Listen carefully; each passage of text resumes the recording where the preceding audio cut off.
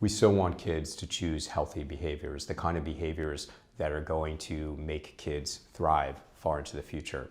Let's look at behavioral change. It's pretty well studied. What we know is that there are 5-ish steps to behavioral change. The first thing that we need to do is we need to make it so the kids are aware of a problem. That's why we teach them. But if you just make kids aware, that's not going to get them really too far because they have to be personally motivated. If you're aware that something's happening to other people, you're still not going to take any action because you don't know that it affects you. So we have to have kids understand that this problem can affect them. But then we have to take it another step, because what we normally do with education is we say, this is what will happen to you and this is what you better do.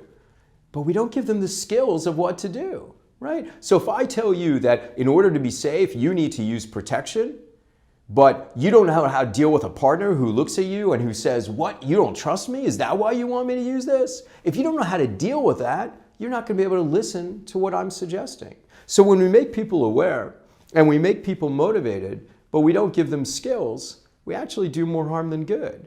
Why? Because we produce kids who are frustrated, motivated but frustrated. Frustration leads to stress. Stress drives all negative behavior. You've done more harm than good. So we give them skills. And then what happens? Kids are going to go through a process of weighing the costs and benefits.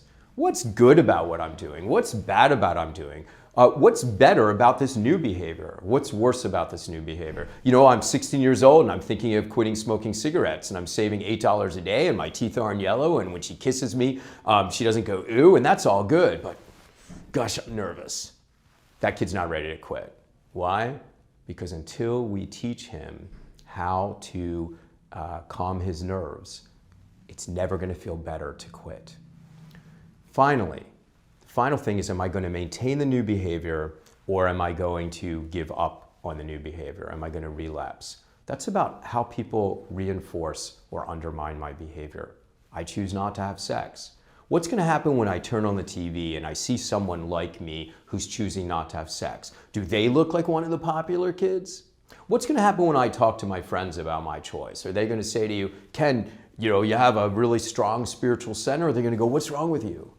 It's all about how people are responded to once they've chosen their behavior. So again, all behavioral change theories in a blender. Here's what they say. Are you aware? Are you motivated? Do you have the skills? Are you prepared to move forward even when you weigh the costs and benefits? And once you're there, are people going to undermine or support your behavior? But you know what? All the behavioral change theories are missing something huge.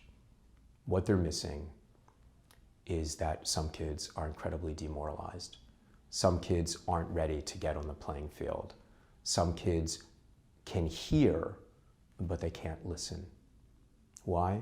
Because they've absorbed a message from too many people that says that they're incapable for one reason or another. What they look like, who they are, how much money they have, for one reason or another, they don't believe they're capable of change. I believe that the key thing to do when you're working with a young person who's demoralized, who's oppressed, perhaps who's depressed, but who's marginalized for one reason or another, is to love them. Because love breaks demoralization. What does love mean? We speak English, and so love sounds like it could be a dirty thing. And because of that, I don't use the word with kids. But if we were speaking any one of a number of other language, we would be talking about loving kindness, the love of humanity, and that's what I'm talking about. What I do when I sit with a kid is I let myself fall in love. What blows me away about that kid? Resilience in the context of a life that would have destroyed me. Compassion in a young person who was shown none. Someone who has grew up and saw his mother beaten by his father, but who wants to grow up to protect battered women. You listen to those stories. You say very little, but you hear them. And when you hear them, you reflect it back to the kid.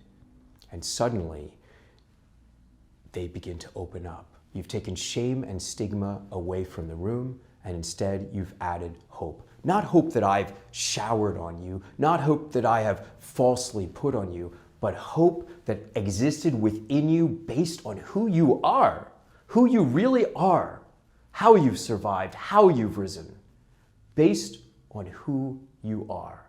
That's what I call love. Eliciting the stories, hearing kids like they've never been heard before, and telling them their stories back in a way that they've never heard before. Let me tell you something.